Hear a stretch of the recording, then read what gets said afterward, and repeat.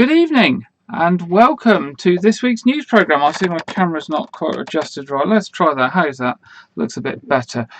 Welcome. It's still one of those dark winter nights, but at least it's not been too bad today. We've had some sunny spells. I hope you're all well and you've had a reasonable week despite everything that's going on in the world outside.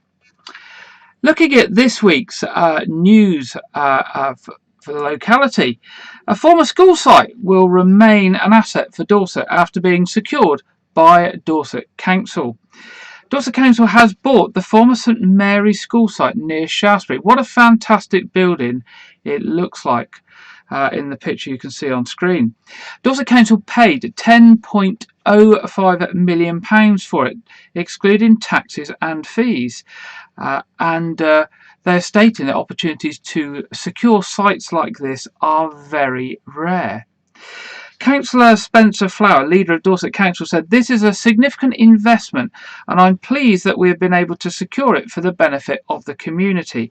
We are always looking at ways to improve the delivery of services and this successful purchase will help us achieve that." It's obviously a very interesting purchase with Dorset Council being tight for money, and there have been various comments about should they be buying sites for this like this and can they afford it. But the council have said that actually to secure a site like this for just over £10 million is a very, very good deal, and it would cost many more £1 million to secure a site like this and to build a property like this. The site comprises of 165,000 square feet of accommodation set within 55 acres of ground, and it's suitable for a broad range of services and community uses, which could include provision for Dorset's children, supported living for Dorset carers, provision for adults with disabilities, as well as a possible site for businesses to boost the local economy, and for lots more beside. As I say, people are questioning how Dorset Council afford it, but it's a clear example of investing to save for the longer term. Councillor Flower says, "I don't want to preempt the decision about the site as we want to work with many local people and groups first, but I can say that building a facility like this from scratch would cost considerably more. This is a unique opportunity and a very exciting chance to create something new that will generally benefit the community." As I say, above all that, securing such a fantastic building and keeping it safe has got to be good. Many people have said to me over the last week that they are worried they may be forgotten when it comes to the coronavirus vaccination.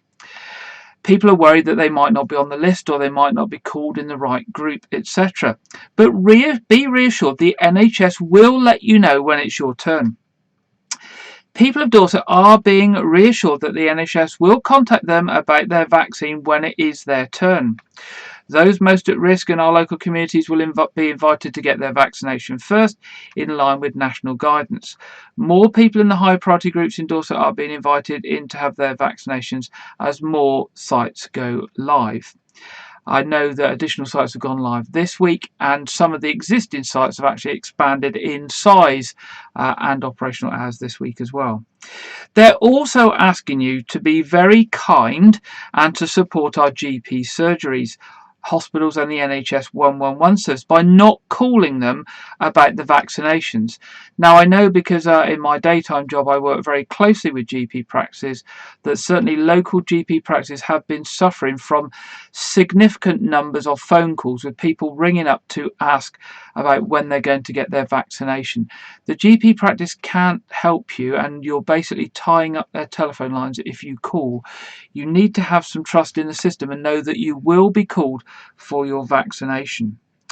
Dr. Karen Kirkham, who's the local GP and clinical lead for Dorset vaccination programme and is also the assistant clinical director of Dorset CCG. In fact, Dr. Kirkham works in a local Weymouth practice, told us that there's a lot of interest in the vaccination programme, and she would like to reassure everyone that they're working extremely hard to deliver vaccines in line with the national guidance so that people who are most at risk get theirs first.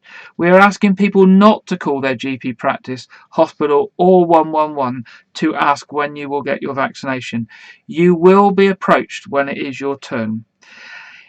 More importantly, if you have an appointment for a vaccination that's been made for you and you're unable to attend, please do contact whichever centre you were going to so that they can offer that appointment and that vaccination to somebody else and reschedule your appointment.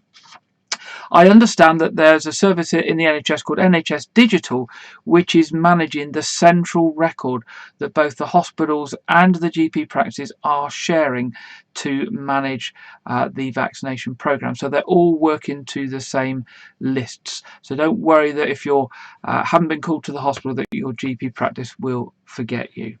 That's the most important thing. Be patient. They will be in touch with you. And things are progressing at speed. Over 3 million vaccinations now given across the country. Dorset Police is launching a campaign to raise awareness around domestic abuse and the emotional and psychological impact of controlling and coercive behaviour. The campaign also aims to reassure people that they will still have access to vital police and support services despite the restrictions of COVID-19. Victims can also often see an increase in domestic abuse over periods like Christmas and New Year, what we've just gone through, and if there are any restrictions like when we've got a national lockdown. The campaign is going to use a poem and is going to be released verse by verse at regular intervals throughout the campaign to illustrate the story of an abusive relationship. These relationships often have a very positive and exciting beginning but sadly descend into abuse. The poem will use contributions from survivors of domestic abuse, which will be invited via social media. People will be able to watch the poem develop and see the completed poem at the end of the campaign via social media and the Dorset Police website. Once completed, the poem's also going to be turned into a video featuring survivors of abuse. If you would like to know more information, do go along to the Dorset Police website and have a look. And of course, if you need any advice or help, either go to the Dorset Police website and they have a specific page for domestic violence and domestic abuse at www.dorset.police.uk/DA for domestic abuse. Of course, if you feel in danger at any time, then the most important number to ring is 999 and not any other number, or go to the website. Dorset Council's budget proposals for the financial year 2021-22 go to the Cabinet, Dorset Council Cabinet, on Tuesday this week for approval. Dorset Council is proposing to increase its budget for financial year 21-22 to just under £313 million. It's currently £304 million, so a slight increase there. This budget funds all services the council provides to residents, communities, businesses throughout the year. The increase in budget is needed to fund the cost of responding to the coronavirus pandemic, the growing need for social care within Dorset population, and of course inflation. The council proposes to increase the general council tax next year by just under 2% and to levy the adult social care preset of just under 3%. It's in line with the government's spending review. This would equate to an extra £1.62 a week for a Band D property. So that's the easiest way to understand how much it will increase. If you've got a Band D property, then your contribution will go up by £1.62 per week. The budget proposals for 21-22 also include an assumption that council staff will not get any pay increase in the coming year. The Chancellor's spending review last year announced the public sector pay would be paused, and that's reflected in the council budget. The council's response to COVID-19 has resulted in additional expenditure for things like support for vulnerable residents, personal protective equipment, COVID secure arrangements, and lost incomes for things like car parking, leisure services, business rates and council tax. So it's been a difficult year for the council, like everybody else. Following extensive lobbying by Dorset councillors and MPs, the government has provided significant extra funding for these additional costs and loss of income, though it's not enough to cover the full impact. So that has helped the council keep the increase down to that 2%. Also on new things happening and new services, the food warehouse is set to open its newest store in Weymouth on Tuesday. The supermarket, run by retail giants Iceland, I think I've got a picture of Food Warehouse somewhere. There we go. Let's stick Food Warehouse up so you know what it looks like. That's actually the logo, not the actual shop itself. So the retail chain is run by retail giants Iceland and will open inside the former Aldi shop at the Jubilee Retail Park, and it opens at 8 a.m. on this Tuesday, the 19th of January. The retail chain sells frozen, chilled and fresh food, as well as homeware, cleaning products, toys and alcohol at affordable prices. Ahead of its opening, here is what you can expect. Food Warehouse was formed in 2014 by Iceland Foods and has quickly grown and opened new stores across the country. The aim of the stores is to offer the wholesale experience without any membership required and be a place for shoppers to make their weekly shop. A spokeswoman for Food Warehouse said customers can make savings with bulk deals where savings are passed directly on to the shoppers. The store will open, as we said, on Tuesday. Food Warehouse will be open from 8 a.m. to 8 p.m. Monday to Saturday and from 10 a.m. to 4 p.m. on Sundays. You can buy frozen things like Greggs products, Slimming World products, Pizza Express, Heinz, Pepsi and other big name brands in the store. So good news that there's increased competition and increased choice, and maybe some of you'd like to pop down there and have a look at it when it's safe for you to do so. Moving on, this Wednesday, what's happening this Wednesday? Does anybody know what's happening this Wednesday? Well, of course, it sees the inauguration of the 46th President of the United States of America.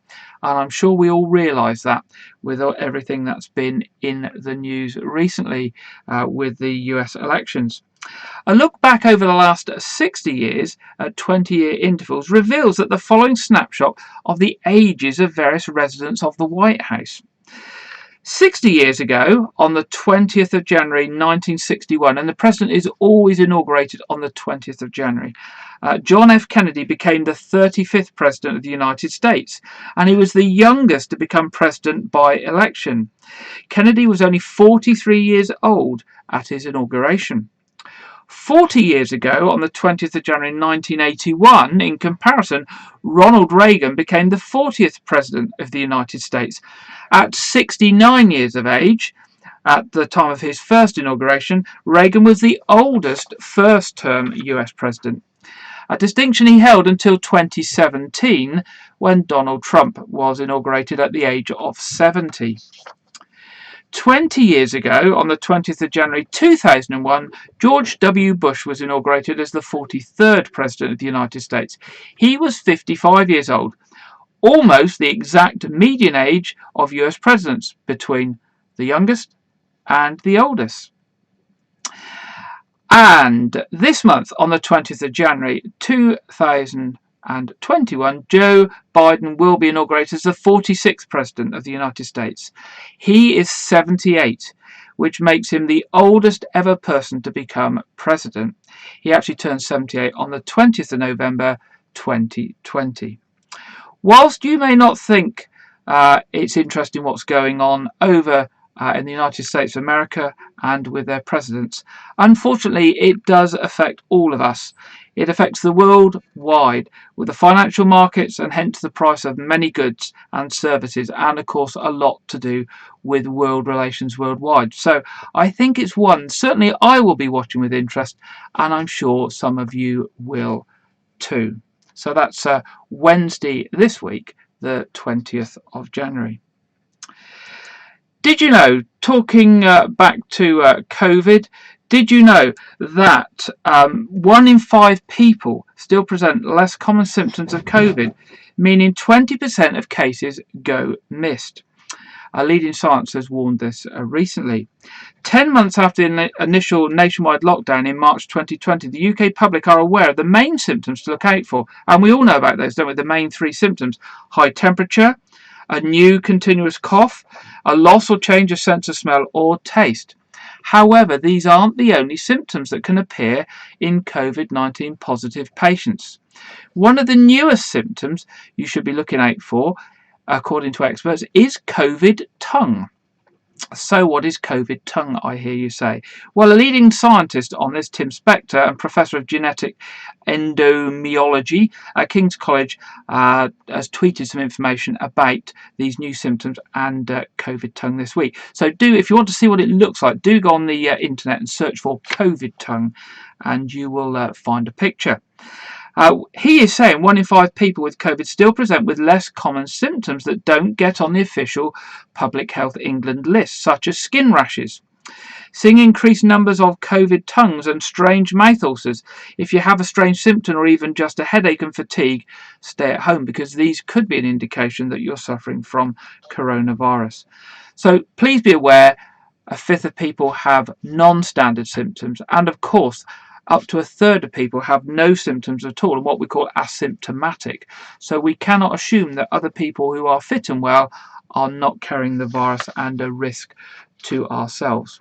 And the final thing on coronavirus this week is that Dorset Police have issued over 50 fines for breaches of the coronavirus regulations.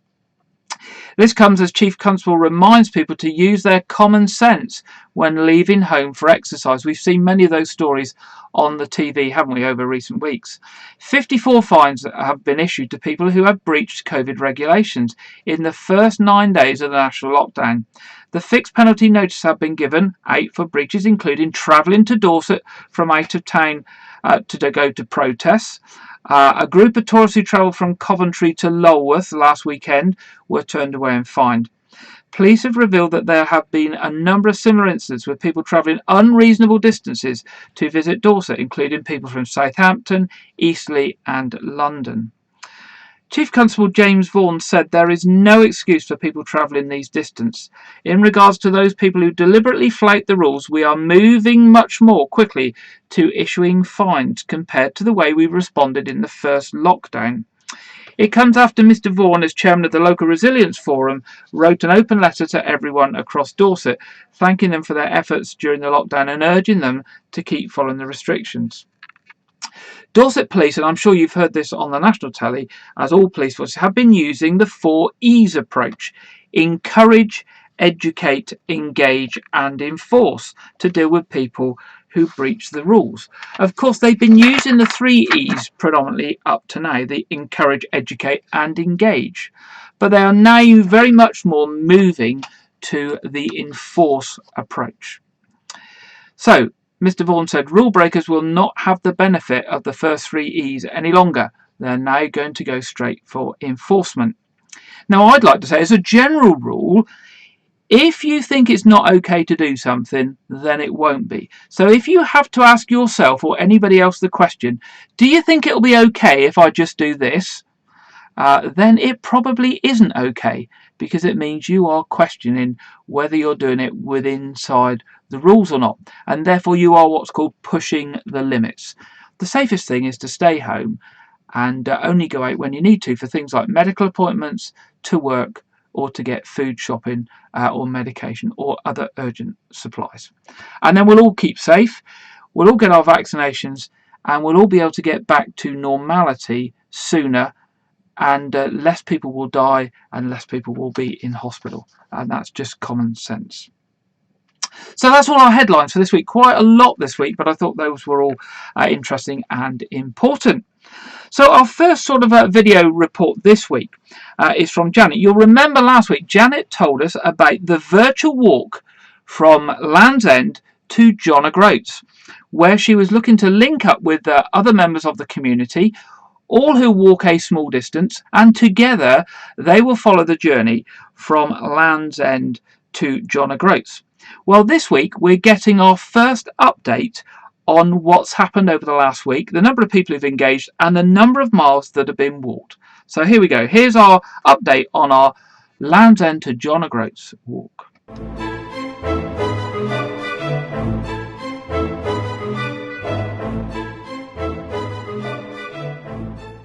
Hello. Do you remember last week I was talking about us doing a virtual? The idea was to add all the miles that a team of us did individually together each week and see how long it would take us to actually reach the destination?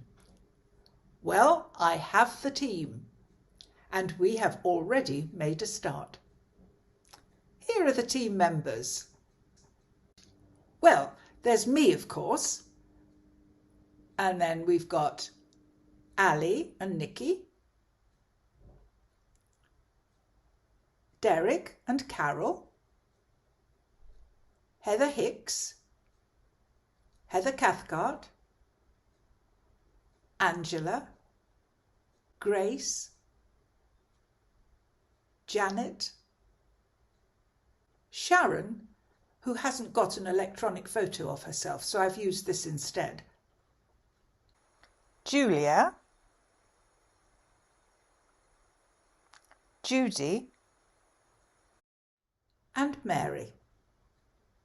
We've seen some beautiful scenery on our walk through Cornwall, but we decided to stop for a while in Truro and have a look at the cathedral.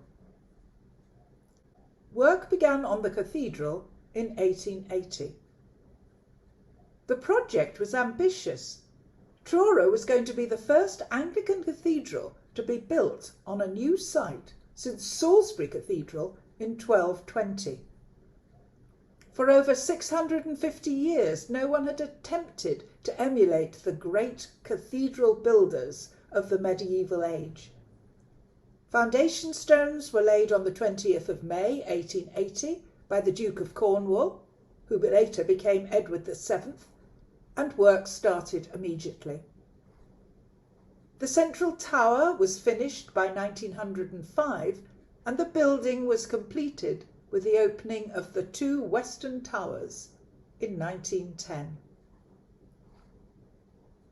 Today, Truro Cathedral is seen as a triumph of Gothic revival architecture, and its magnificent spires can be seen soaring above the city's skyline, and are at their best when silhouetted by the bright blue Cornish sky. In reality, of course, our walks have mostly been centred on Weymouth. But we can dream, can't we? And one day we may even get to Truro. In the meantime, Jeff Rivers has been plotting our route and is telling us every Friday how far we have actually reached. Let's see how far we have gone this week.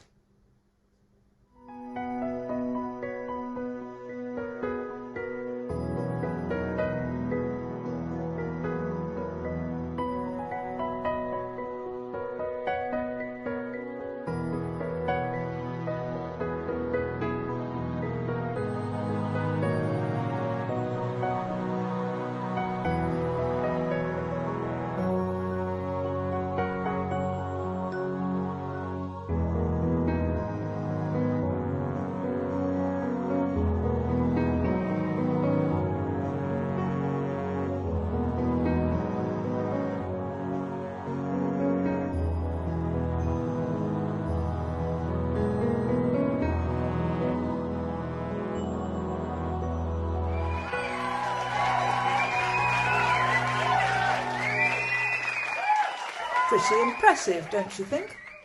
If you'd like to be part of this walk, you can join us at any point.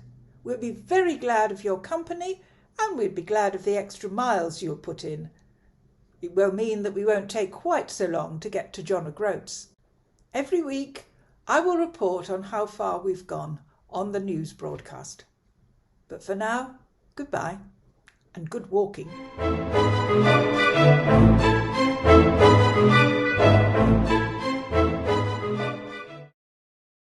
Thank you, Janet, for an update on the walk from Land's End to John O'Groats. And also thanks to Jeff for his graphics and that amazing walker stroke runner moving up through from Land's End up to Edge, which is where the walk's got to. A fantastic 227 miles walked this week. Well done to everybody. And I say, if you want to get involved with that walk and that exercise, contact Janet or contact us through the studio at news@WykeRegis.tv and we'll put you in touch.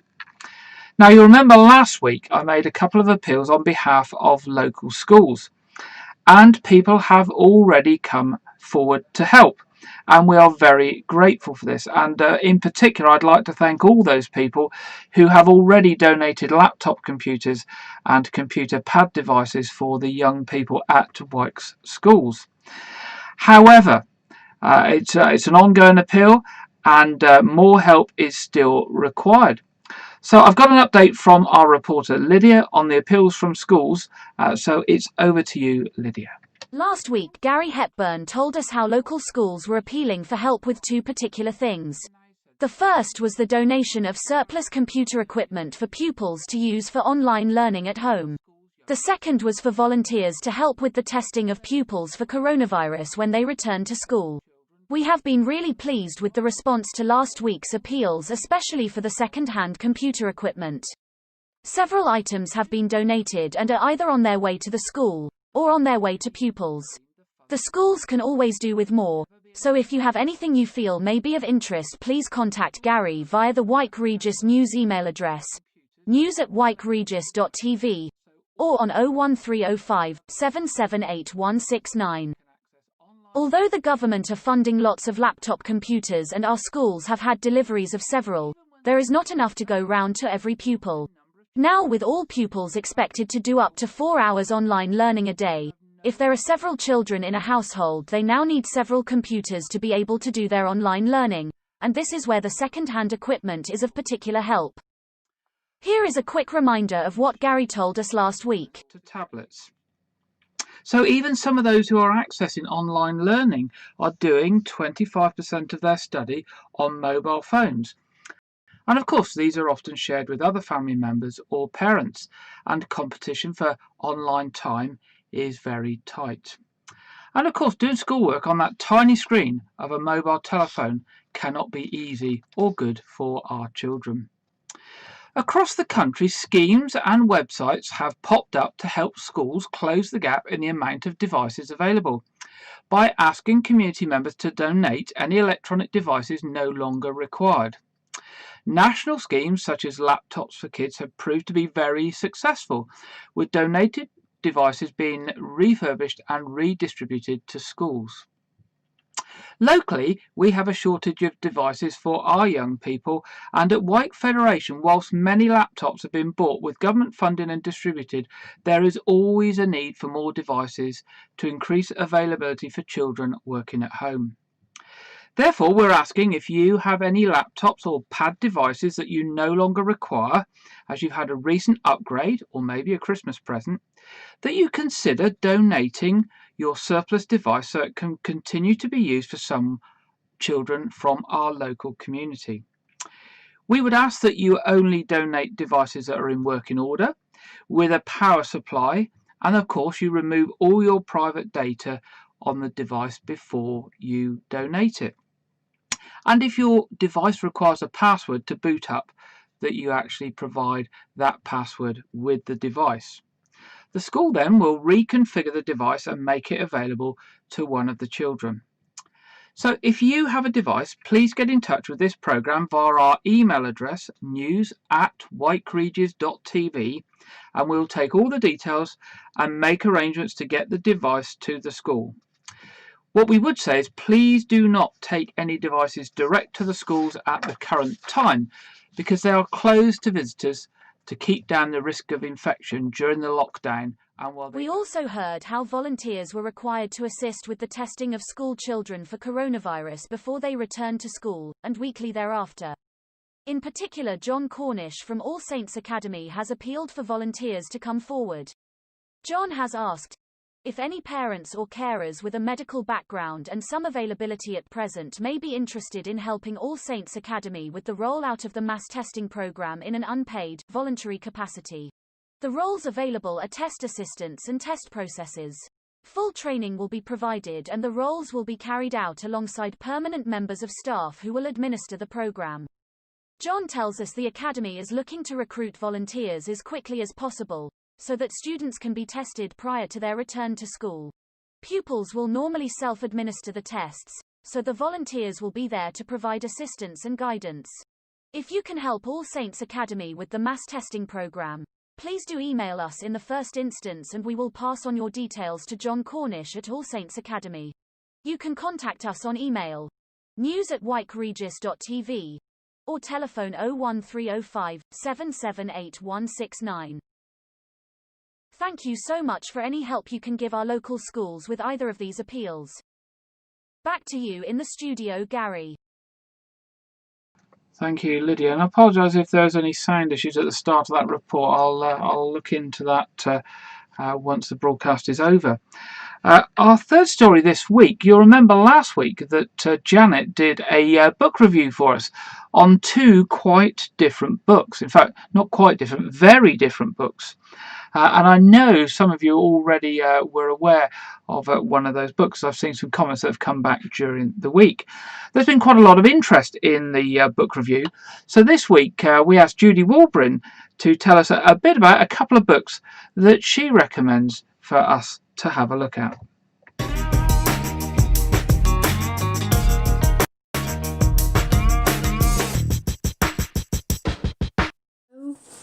I'd like to tell you about a couple of books that I've read recently, and you might wonder why I've got a backpack in my hand, a Gandhi's backpack. Well, this book came in it on my birthday in November. It's by the Gandhi brothers, Tsunami Kids. These four children, they lost their parents in the tsunami in 2004 on Boxing Day. They'd grown up very happily in Britain, are very ethically minded parents who taught them right from wrong, obviously. But they also travelled a lot with them. And for 4 years before the tsunami, they were in India helping provide education and medicine and that kind of thing to the poorer children. And then the tsunami happened, and the boys, well, they never found their mother, sadly. So the two older boys and their little brother and sister eventually went back to Britain, stayed with relations. And of course it took a while to recover from such a terrible shock. But about 10 years after all this happened, they wanted to give something back, have some closure, go back to where the tsunami happened. And so they went back and they started making flip-flops. They were making the flip-flops in their flat. And they gradually made more and more, and they did really, really well. They're colourful flip-flops. They had noticed that people were wearing lots. And so their business grew, making flip-flops and providing extra money for the orphans. The flip-flop business grew to rucksacks, t-shirts, a few other clothes, and now they're doing very well, and a percentage of their business goes to their charity, Orphans for Orphans. It's a very heart-rending read, but it's also very heartening, I think. It's a lovely book, really, and it shows how, with a bit of ethical upbringing, it can rub off on the children and do an awful lot of good. A little bit from the Flyleaf. Almost a decade after the tsunami, the two eldest brothers, Rob and Paul, had a dream. They created the multinational brand Gandhi's flip-flops in the front room of their rented flat, and also set up the charitable foundation Orphan for Orphans. Well, eventually they went to Buckingham Palace, and they had an invitation from Prince William and Prince Harry. Obviously they had something in common. So you might like to try reading that. It's a lovely book. Now my other one is very tiny. I had it for Christmas. The Last Hedgehog. Now some of you know that I love Pam Ayres, and she's written this little book to mark a celebration, to celebrate the National Hedgehog Awareness Week. That was in 2018. She's written a poignant farewell from the last hedgehog left on Earth, a delightful and thought-provoking elegy to that most beloved inhabitant of the British countryside, the common hedgehog. Pamela's spiky and wonderful creation reminds us that unless we take steps to prevent it, they will soon be very far from common. There's a little chap who's telling the story. There's an interesting introduction by Pam herself about her early life, how when she went to work she would see lots of hedgehogs squashed on the road, sadly, and then through the years less and less. And she gives you tips and hints on how to help the hedgehogs. Very topical at the moment. It starts off like this. Farewell, farewell, for what it's worth, from the final hedgehog left on earth. Well, I won't read it all, otherwise there'd be no point in reviewing it for you who won't want to read it. But there we go. Let's see. There's a little bit you might like to hear. Drowned in rubbish, drowned in junk. That's why our population shrunk. You threw down stuff you couldn't use. The plastic rings from packs of booze, polluted, poisoned, burned and mowed, and ran us over on the road. There. So you might like to look at this little book and have a little read. It's one of those that you can just pick up and dip into and read again. Delightful pictures in there, really lovely pictures, all by Alice Tate. There he is, poor old chap, the last one wrapped up in garden wire. There, doing a little bit of courting. So I think it's rather a sweet book you might like to read. Thank you.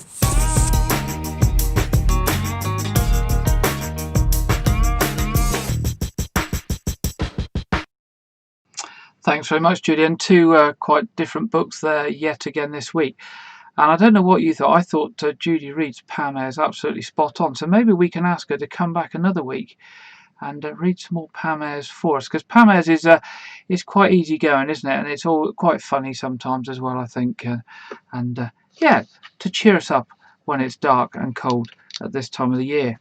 Talking of cheering people up, let's think of something else jolly now. Let's think about birthdays for the coming week. And I do have a birthday for this week. And she probably doesn't even know that I know it's her birthday, but Kate Weller, it's your birthday this week on Monday, I believe. So I'm going to say a very happy birthday, and I'm going to try my dodgy birthday jingle.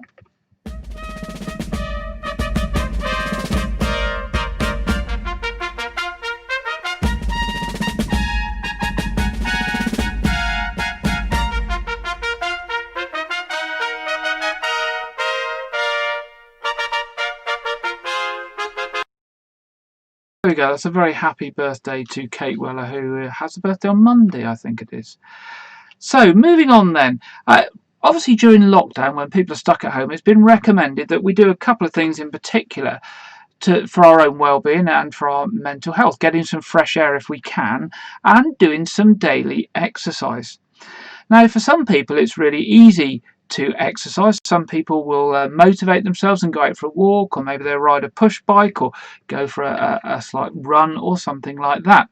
But for some of us who don't want to go out, exercise becomes more difficult, and motivation to do exercise becomes more difficult. But I've certainly realised this week, watching breakfast TV and a few other things, that there are an absolute range of different people out there offering us advice and running online sessions, individuals and organisations, to help us exercise at home. And it doesn't necessarily need to be, very strict exercise for long periods of time. Maybe those just simple bits of exercise over a few minutes. So we thought this week that we would look to see some of the options on offer for exercise that we've seen over the last week. And Lydia's going to do a little report for us on that now. Over previous weeks, there have been reports on what we can do during lockdown. Regular exercise is very important not only for our physical health but also for our mental well-being. Exercise releases the feel-good hormone, endorphins, which can help us to feel more positive in difficult times. Because the government has asked us to stay inside for our own health and protection, you can carry out exercise in the home quite easily. The government's advice is that you are allowed to go out once a day for a short time to exercise, such as a walk. We carry out exercise throughout the day, sometimes without even realizing it. Such as walking up and down the stairs, hoovering, gardening, housework, or cleaning the car. If we need to be guided doing our exercise, during the lockdown a whole plethora of exercise gurus are running sessions for us, and we thought we would look at a few examples.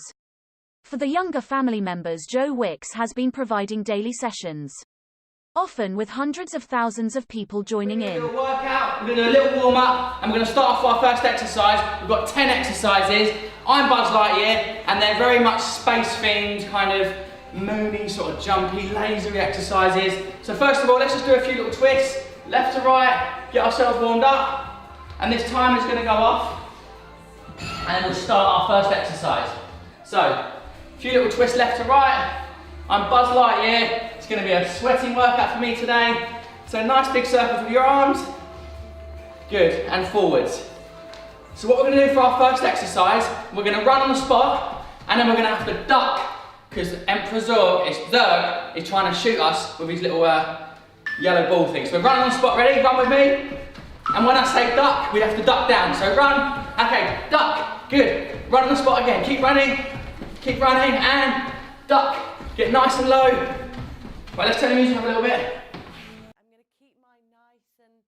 Maybe a session run by a membership organisation or a local group suits you better. Keep marching. Now, can you keep marching and give yourself a shoulder shrug? So keep marching, and I want you to go lift and lower and lift and lower. That's it. And do 2 more. Ready? Lift and lower. 1 more time. Go lift and lower. Beautiful. And then another march here. Excellent. Excellent. Now, keep marching. What about a little march out to the side? So you've got out there, and then you've got out there. Good. And then how about more like that? Slightly wider. Slightly wider. Slightly wider. Good. What about the other leg? Ready? Slightly wider. Ready? So you go slightly wider. Slightly wider. How's that? For some people who are unable to do the more physical exercises, a session for those who wish to exercise sat in a chair is more appropriate. Organisations such as Age UK, who have run face-to-face sessions locally in the past, now do these online for you to join in with.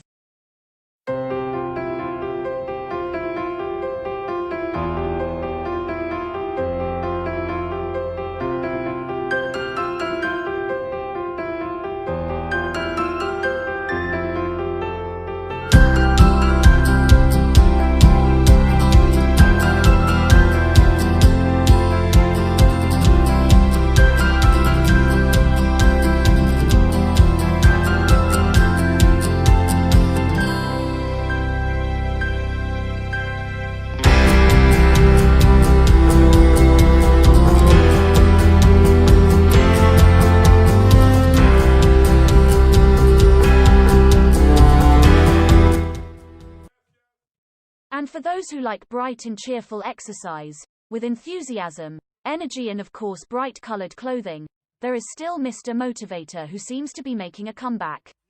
We hope if you want to do exercise at home at this time, you will find someone to follow who fits in with what you want. Joining us. Yes, as we continue our mission to get everybody who don't do anything to start doing a little bit. It's important to move that body. Now look, you're in the chair, on the edge of the chair. We march, we march, we march. Yes, yes. Here we go now, march. Bring the hands up above the heart. Here we go, here we go. Remember, your body can do anything. All you gotta do is convince your mind. Come on, 12 minutes with us. Part of your daily dozen. Yes, the pace is a little bit. So there we go. That's some of the options. If you fancy a little bit of exercise at home, whether you want something more energetic and youthful with WykeRegis, or you want to do some of the chair exercises, or somewhere in between with some enthusiasm and some colour, we've got Mr. Motivator. Good to keep moving at this time, particularly if we can't get outside.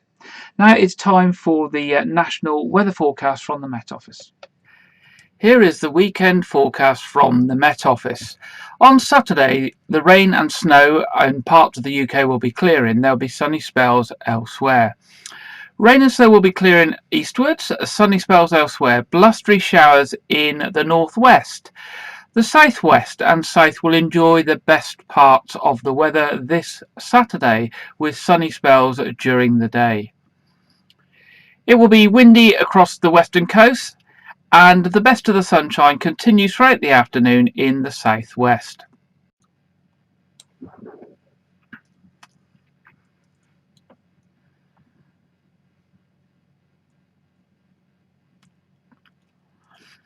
Further showers will happen on Saturday evening for Scotland and Northern Ireland, but clear spells will be elsewhere throughout the country. Turning to Sunday, a mixture of clear spells and showers overnight, most frequent in the northwest, and a few icy stretches too in various parts of the country. Temperatures on the south coast starting around 2 degrees.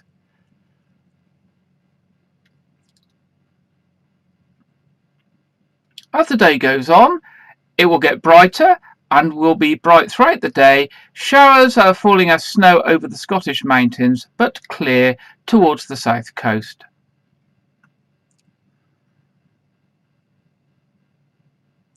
A largely dry day for most of the country with some sunshine, spells of rain and hill snow in the north and in Scotland.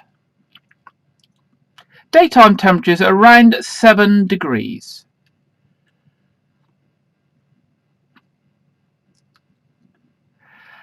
The outlook for the rest of the week, unsettled, wet and windy, but generally warmer and more mild.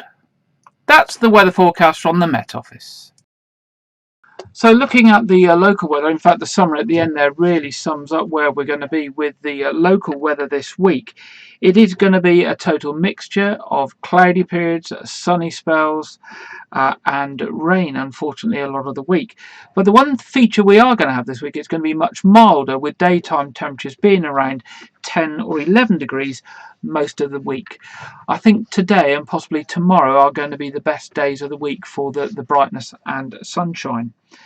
Looking at travel and road, etc., not much going on that front. In fact, all of the things that I've mentioned in previous weeks are still very much in place, such as the renovation works on the Pavilion Peninsula, roadworks on the Quay, and future roadworks on Custom House Quay on the south side of the harbour.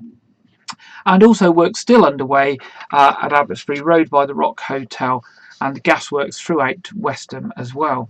On the trains, amended services continue most weekends at the current time through restricted numbers of trains being used, obviously with not many people out and about. Looking at what's on, not a lot happening at what's on at the moment, obviously with lots of venues shut, but hopefully as we get through the lockdown, things will start to open up. I'm going to do a film review in a minute, but I thought I would have a look at the TV as well this week. One of the things that's been quite nice getting into January is a lot of new programmes have, or old programmes, new series of old programmes have come out. So there's actually a raft of TV to watch. So I've been watching things like Walks on the Thames River, things about the Natural History Museum, all sorts of interesting programmes on. But I know one particularly popular type of programme that lots of people watch is coming back this week, and that is Winter Watch. Obviously we have Autumn Watch and all those sorts of things throughout the year, but Winter Watch is back this week, and that's at 8 o'clock on Tuesday on BBC Two, and I know that's quite a popular programme and maybe will appeal to lots of our viewers, so look out for that. We've been having not a lot on. I've been trying to look at a new movie each week, and particularly those with a sort of a family focus. And this week, I'm going to look at the release of a film that's coming out early in 2021. We don't know exactly when. It is ready for release, and they've not said when it's coming out. And it's by Sony Pictures, and it's Connected 2021, also known as The Mitchells versus the Machines. It's an animated movie starring Abby Jacobson, Danny McBride, and Maya Rudolph. And to say it will be out in cinemas and probably theatres in 2021, and probably live streaming as well. Katie Mitchell is accepted into the film school of her dreams. Her whole family drives Katie to school together when their plans are interrupted by a tech uprising. The Mitchells will have to work together to save the world. Connected 2021 is coming soon, and here's the official trailer.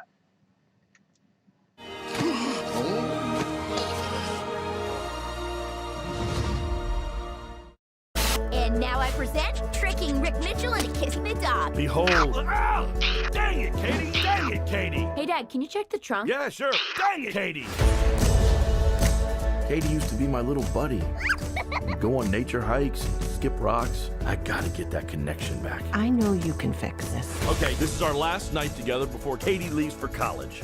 How about we put our phones down and make 10 seconds eye contact? Starting. Put your phone down now. No, you're allowed to blink. It's just eye contact.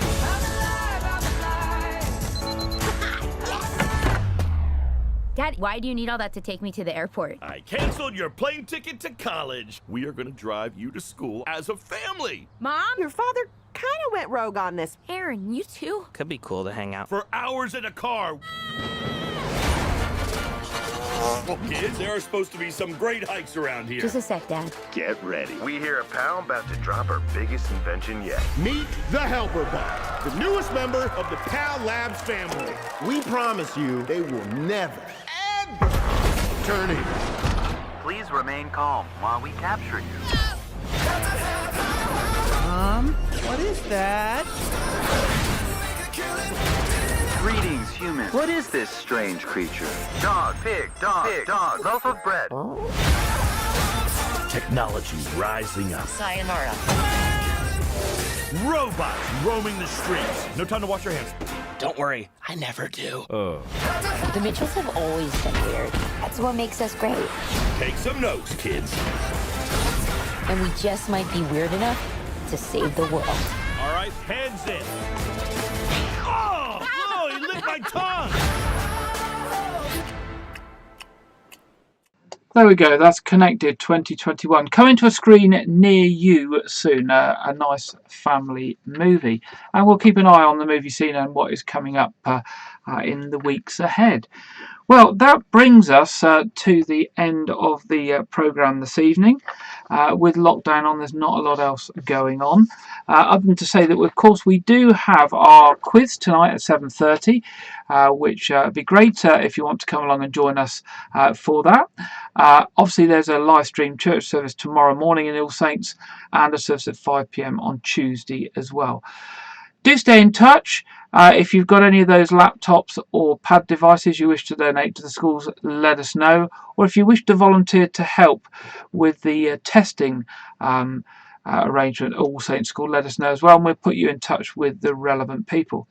Of course, if you've got any stories for us, anything special going on, or a birthday, or you've got any events that are being planned for later in the year, or any fundraising activities that you want to tell us about, please do let us know so we can share it with the local community here in WykeRegis and beyond. So it only remains for me to say, as I say good night to you, please stay safe and look after yourself over the week ahead. Stay at home if you can. If you have to go out, be careful, wear your mask, gel your hands, keep your distance so that you can all remain safe, and join me next week and in future weeks here for our local news programme. Have a great week, and I'll be with you again next week.